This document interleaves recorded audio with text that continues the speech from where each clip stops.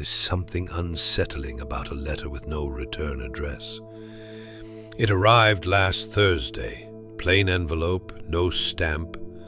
Just my name, typed.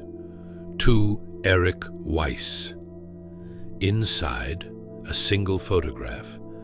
A snow-dusted schoolyard, faded bricks, and a message in red ink. He never made it home. Charlie Wexler. Missing since 1998. 12 years old. Last seen after the final school bell. Back then, I wasn't assigned the case. But I remembered the face, the quiet buzz in the press, the silence that followed. It vanished like most small-town tragedies do, buried under layers of routine and forgetting. But ghosts have a way of clawing out from under the dirt, and someone wants me to dig. I bought a one-way ticket to Vermont that night, and I packed my notebook. Some stories don't want to be found, but I've never cared what stories want.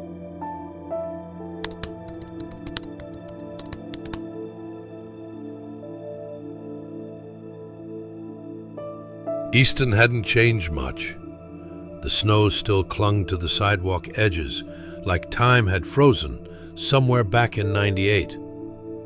The local diner still had the same flickering sign, and the air smelled of pine and wet pavement. The only thing different was the silence. It had grown heavier. I checked into the old motel off Route 4. Room 6 smelled like bleach and cigarettes. The receptionist gave me that small town stare. Not rude, just curious, cautious. "Visiting family?" she asked. "Something like that," I said. That night, I spread the photo out on the desk. Same yard, same red ink. It wasn't just a picture.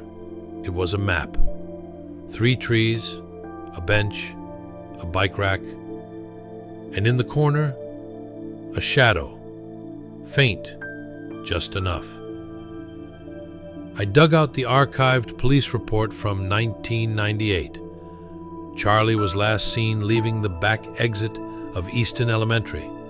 The camera had failed that day. Too much snow on the lens. Classic.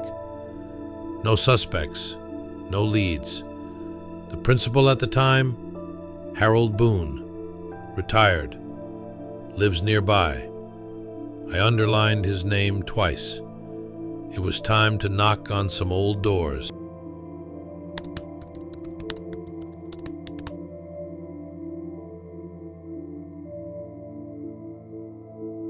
Harold Boone answered the door slower than most men breathe. Late 70s, wool cardigan, watery eyes. He didn't smile, just blinked twice like trying to remember which decade he was in. "Mr. Boone?" I asked. "You're not here for cookies," he said. Sharp enough. He remembered. We sat in a room with thick curtains and stale air. The TV was on mute, a static-filled crime drama flickering behind him. Fitting. "I heard you're asking about Charlie," he said after a pause. "I'm not here to accuse anyone," I told him. "I'm here to finish what was left open." He didn't look surprised, just tired. "Charlie Wexler," he said slowly, like chewing glass. "Smart kid. Quiet. The kind you forget is even in the room, until he says something that sticks in your mind all day." "What happened that day?" I asked. He stared out the window. The snow was starting again. "School ended at 3. He stayed behind for detention. Nothing serious, just late homework. I left around 3:15. The boy was gone when I checked back at 3:30. "Anyone else there?" He hesitated. A long beat. "There was a substitute teacher that week. New, temporary. Can't recall the name now. Tall, pale. Something about him, off." I wrote that down. Boone's eyes met mine. "I'll tell you this, detective," he said. Charlie didn't just disappear. That boy was erased. I left as the snow got heavier.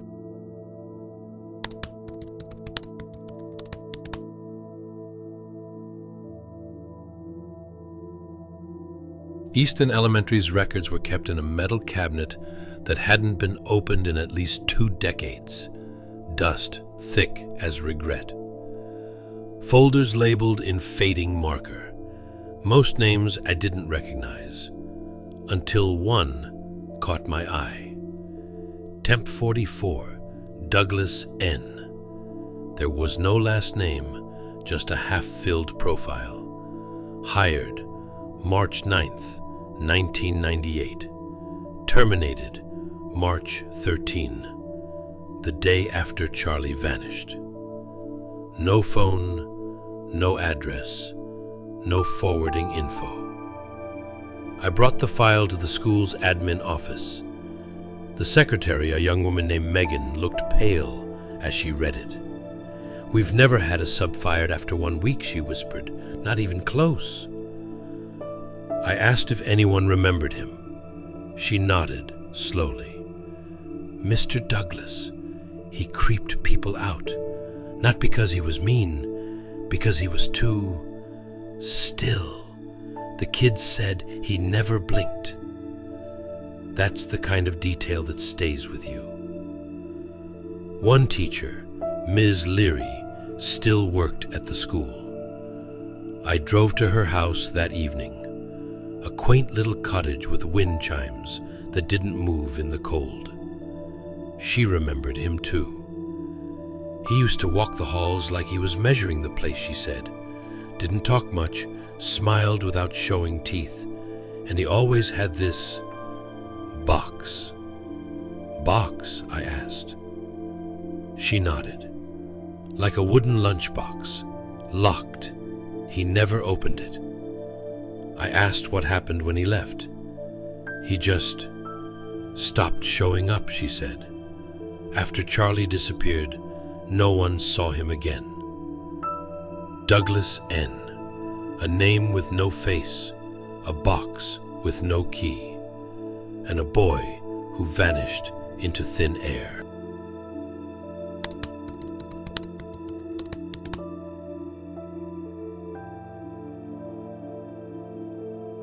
I couldn't stop thinking about the box. A wooden lunchbox that never opened, locked, carried everywhere by a substitute teacher who vanished the same day Charlie Wexler did. Boxes tell stories, and locked ones usually scream. I went back to Easton Elementary that morning. It was Sunday. Empty halls, the smell of old varnish and paper clinging to the air like memories. I stood in the classroom where Douglas N. had taught. The desks were newer, the floors were waxed, but one thing hadn't changed. The coat closet in the back. Same narrow door, same faded paint. I pushed it open and stepped inside. Dark, cold. Something was off. There was a loose board behind the coats. I pried it open with my pocket knife. Inside, tucked between insulation and forgotten lesson plans, was a wooden box. Old, worn, locked. No initials, no markings, just a brass latch. I didn't open it there. Some things need ceremony. Back in the motel, I laid it on the desk and stared. Then I took a screwdriver and popped the latch. Inside, 3 things. A pair of broken glasses, a child's drawing, stick figures holding hands near a tree, me, plus Mom, plus Charlie, written in crayon. A single audio cassette labeled simply, March 12th, 3:17 p.m. I didn't own a cassette player, but I knew where to find one. It was time to hear what Douglas left behind.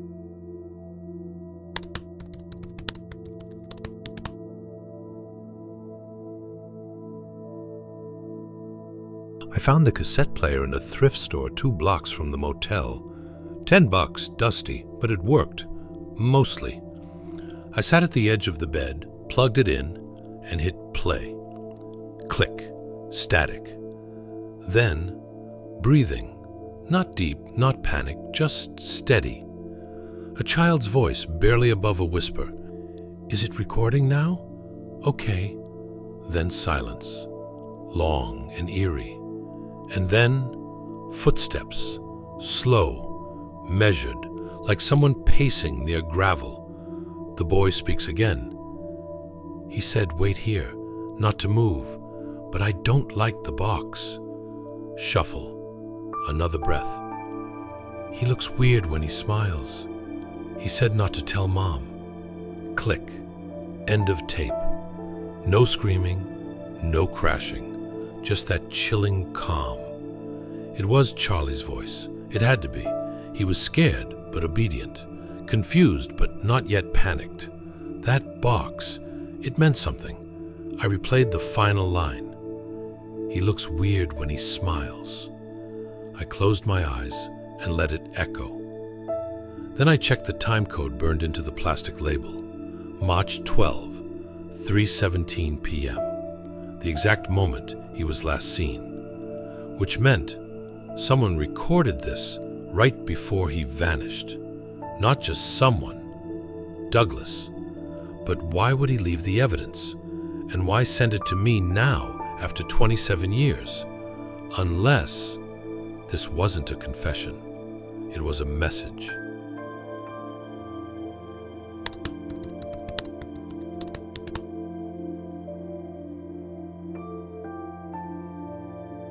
I finally found a lead. Douglas N. was never listed in town records, not as a resident, not as a teacher, not even as a temp. But cross-referencing a utilities list from 1998, I found one name tied to a landline used briefly that year. Margaret Douglas. His mother.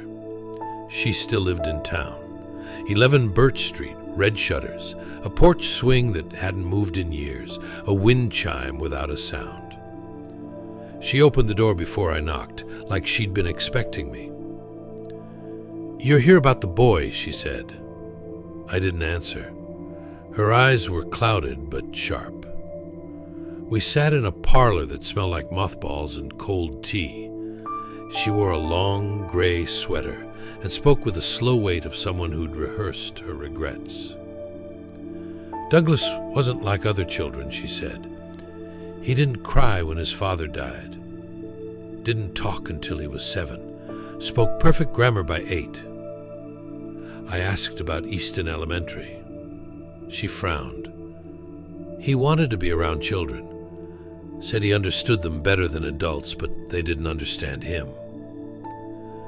I told her about the box. Her fingers twitched. "He always kept things no one else wanted. He said they remembered him." I told her about the tape. She didn't flinch, but her voice lowered. "He mailed that tape to someone," she said, "but it wasn't supposed to be you." I leaned in. "Who then?" She looked at me like a mirror, empty, cold. "I think maybe Charlie's mother." Silence followed, a long, painful kind. And then she said something that changed everything. "My son didn't kill that boy, but I think he knew who did."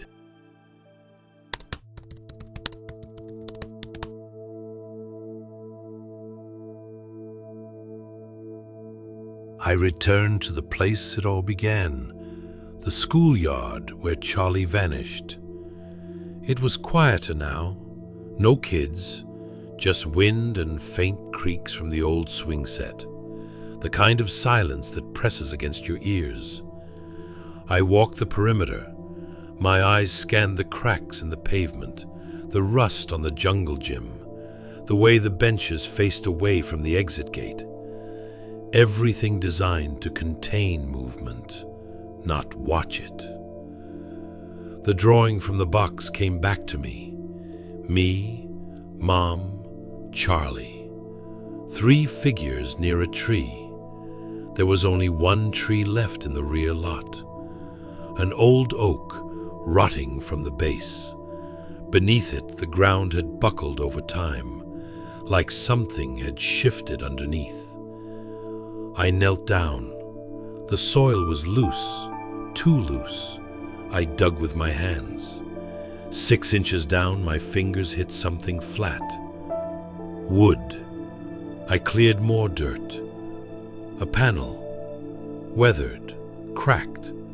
I lifted it. Beneath was a hollow space, dry despite the snow, and inside it, scraps of paper, burnt around the edges. Letters, drawings, half-melted crayons. A time capsule or a hiding place? One paper caught my eye. It was a detention slip, issued to Douglas N., not Charlie. Issued at 3:15 p.m. Same day, same time. But Douglas wasn't supposed to be a student. He was the teacher. Why was he listed as being held after school?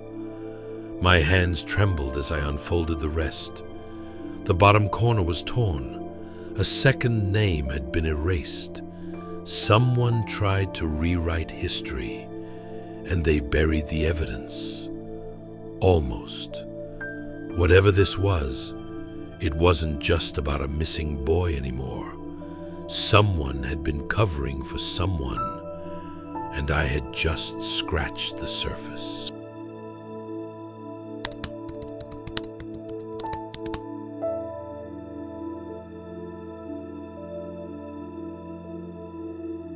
The torn detention slip had more weight than any body ever could. It placed Douglas N. in detention, the same day Charlie disappeared. But someone had scratched out the second name. Why? I took the slip to Easton PD, where old records gather dust in steel drawers no one touches anymore. I had to talk my way in. The new chief didn't like cold case guys poking around. But a badge and a favor go a long way in a small town. I spent hours flipping through disciplinary files from March 1998. Most were routine, tardies, cafeteria fights, the usual. Then I found it. A matching copy of the detention log, typed, not handwritten. 2 names, Douglas N., Rachel Wexler, Charlie's mother. It made no sense. She wasn't staff. She wasn't a student. Why would she be in a school log? I searched deeper. Personnel files, visitor logs. Then I found it. Rachel Wexler, part-time janitorial substitute, March 9th to 13th. She worked in the building. She saw everything. And now, 27 years later, she was missing from every address I checked. No forwarding info, no cell, no bank records after 2011. Like she'd vanished right along with her son. I left the station as the sun set behind the hills. Something heavy was sinking in my chest. This wasn't just a case of a missing child. It was a story of silence, of erasure, of 2 names that should never have been together, but were.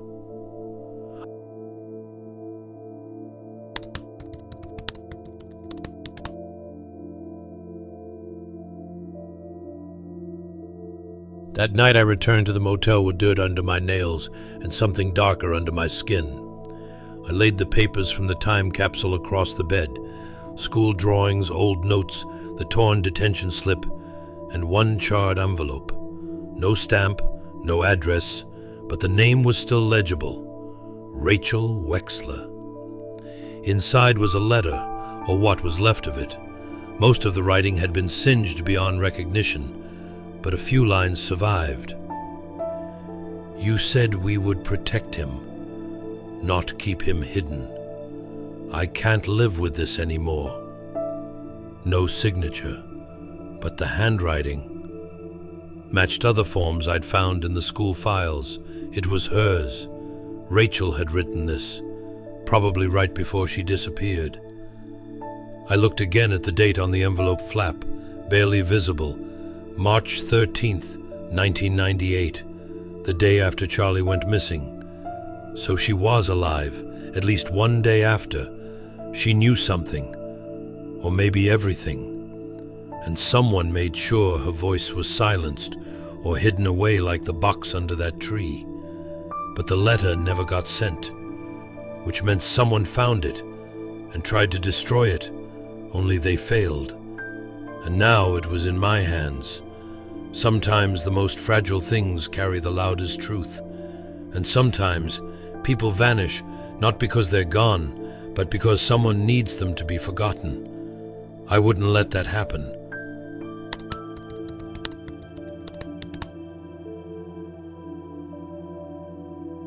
It happened just past midnight. I had just finished photographing the letter fragments when the motel phone rang.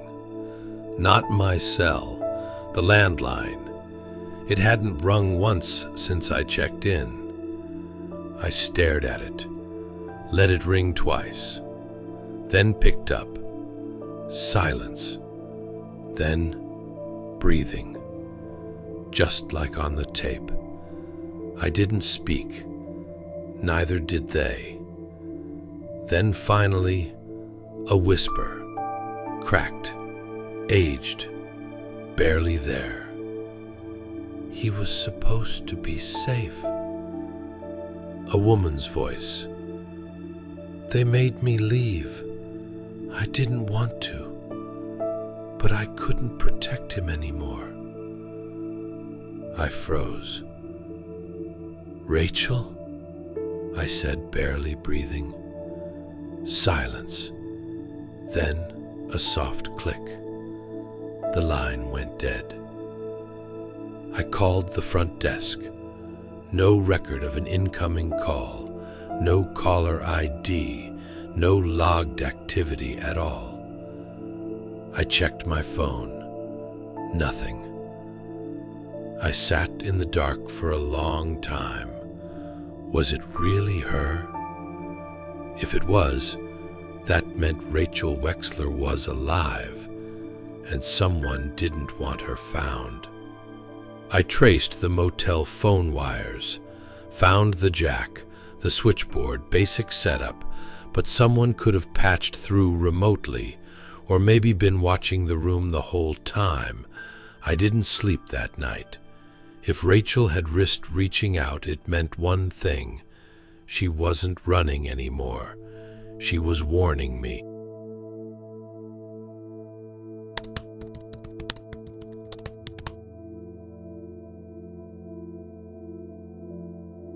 I returned to the Douglas house the next morning.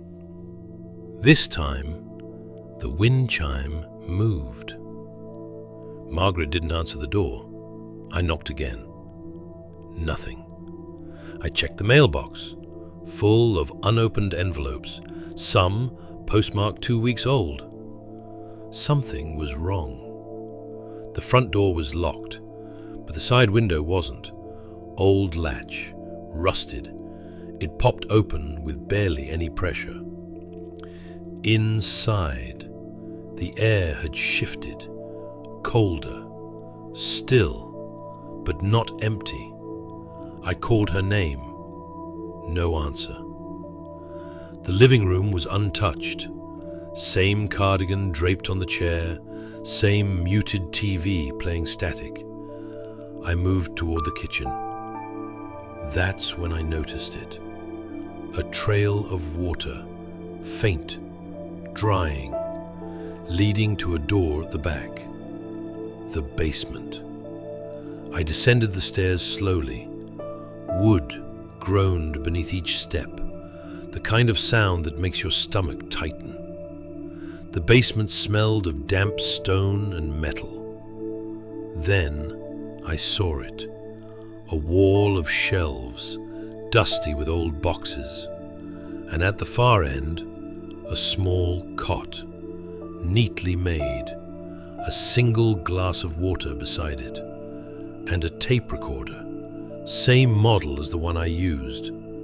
There was a fresh cassette inside. I hit play.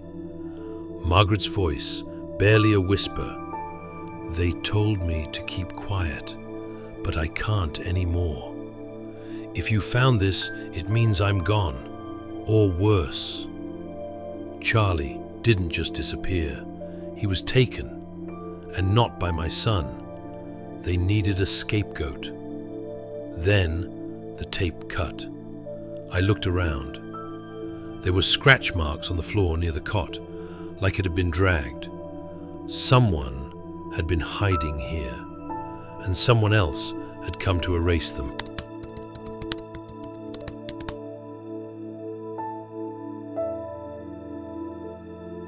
I was about to leave when I spotted it, half covered by a blanket on the basement shelf.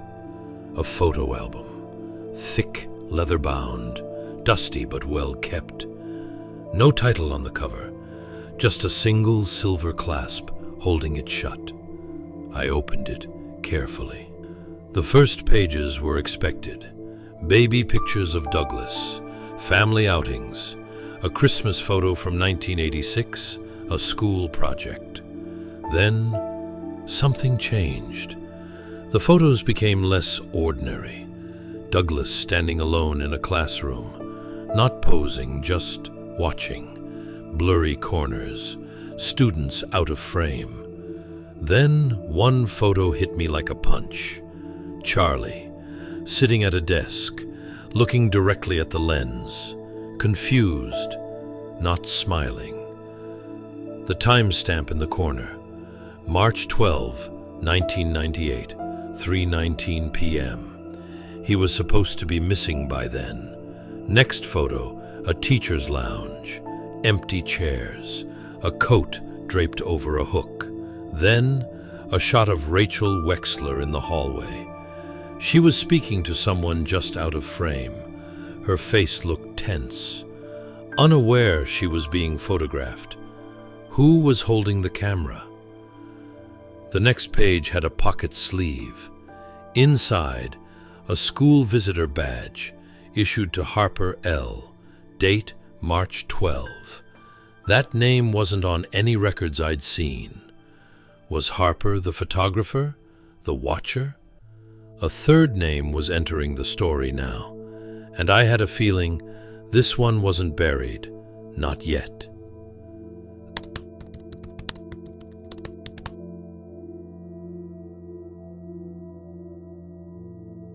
Harper L. It didn't take long to trace the full name. Harper Langford, former district supervisor for the Eastern School Region. Oversaw hiring, substitute placement, and faculty conduct. He was the man who approved Douglas N. And just like Douglas, he vanished in 1999. Not officially. He resigned quietly and moved west, but there were no records after 2001, no tax filings, no property deeds, no digital trail. Like someone wiped him clean. I drove 3 hours north to Burlington, found a dusty archive room in the city's education board, files yellowed, curling from the corners. Langford had a personnel file, neat, boring, spotless. But I spotted a memo clipped inside, a confidential note marked internal only, no recipient. It read, "Concerns raised about Douglas N's background, proceeded with hire under directive. Subject connected to experimental observation program. Do not investigate further." It was signed with a red stamp. SCP-37, red. Not a person, a program. I sat there for a long time, just staring at that code.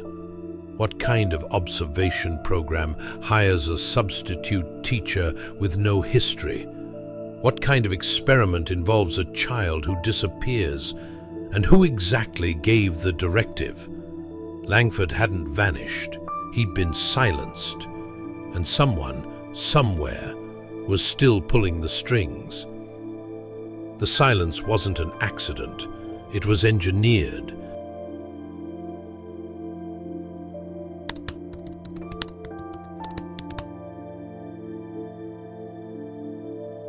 Two days passed without a lead. Then, a package. Plain. No return address. Inside, an old VHS tape, a burner phone, and a typed note. You're closer than you know. Don't make the same mistake she did. I borrowed an old player from the motel's owner, hooked it up to a TV that barely worked. The video began with static, then a timestamp. March 12, 1998, 3:21 p.m. Grainy footage. The Eastern Elementary hallway. Charlie walks alone. He looks back, nervous. Then a man appears. Not Douglas, someone older, balding, in a grey overcoat. He speaks to Charlie, points down the hall. Charlie hesitates, then nods, follows him. The video cuts out. No sound, no context, just that image burned into the screen. I called the number on the burner phone. It rang once. Click, then a voice, distorted, scrambled. Douglas was a trial. They wanted to see how children reacted to environmental disruption. Observation without consent. But Charlie, he wasn't part of the trial. He was an accident. He saw too much, got too close. So they erased him. I tried to ask who they were. The call ended. I looked at the screen, at Charlie's frozen frame. The real question wasn't what happened to him. It was how many others like him there had been. The files, the silence, the staged disappearances. This wasn't a single case. It was a system, a machine of forgetfulness. And I had just scratched the surface. Some stories don't have justice, only warnings, and I intend to keep telling them.